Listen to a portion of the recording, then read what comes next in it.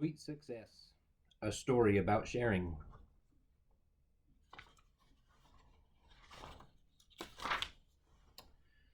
All finished, said Cinderella, holding up a drawing of a cake for her mice friends to see. Pretty, Cinderella, admired Jack. Pretty, pretty, echoed Gus, who was busy piling up berries. I'm going to bake a cake like this for the festival tomorrow, Cinderella told them. I've already measured and put aside all the ingredients. Every year, the village held a festival to celebrate the king's birthday. The most popular event was His Royal Highness's most supremely special birthday cake contest. The judge was none other than the king himself. Mistress Muffin usually wins, Cinderella told Jack, but... Cinderella? A voice interrupted from downstairs. Where is our lunch? Coming, stepmother, Cinderella called.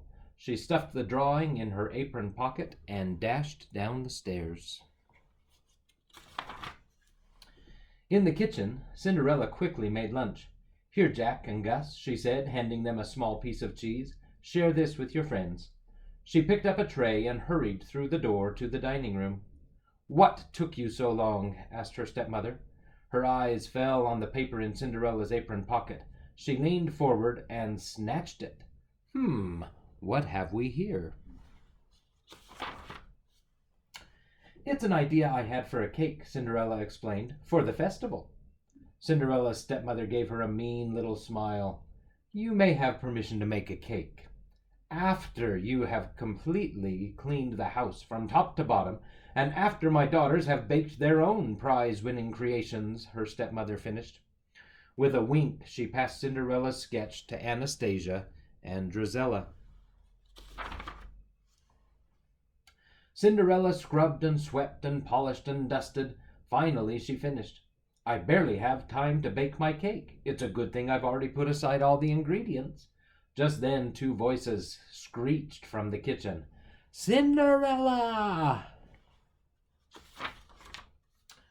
Oh my, Cinderella exclaimed as she entered the kitchen. She made me ruin my cake, shouted both sisters at once. Two cakes were on the table. One was as flat as a pancake. One was burnt to a crisp. Let's clean up this mess, and you can start again, said Cinderella kindly.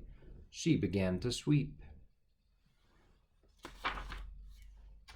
I'm not cleaning, said Anastasia. She grabbed the measuring cups from her sister and slipped on some eggs. Crash!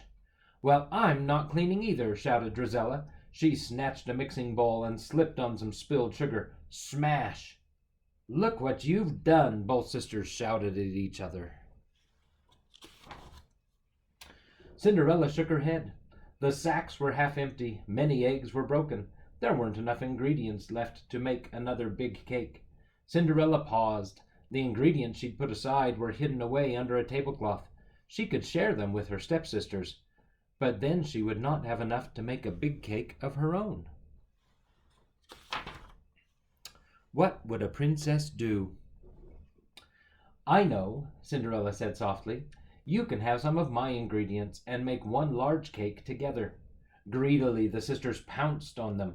They mixed and stirred and poured, threw everything into a pan, and soon they had a cake.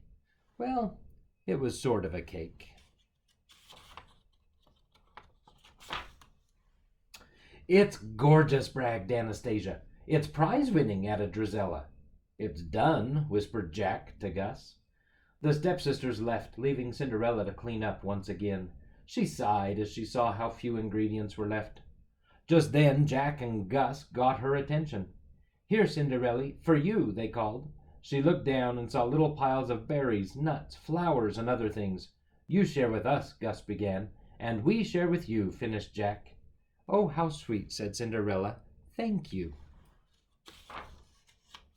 Cinderella stirred nuts and berries into a honey-sweetened mixture and baked it.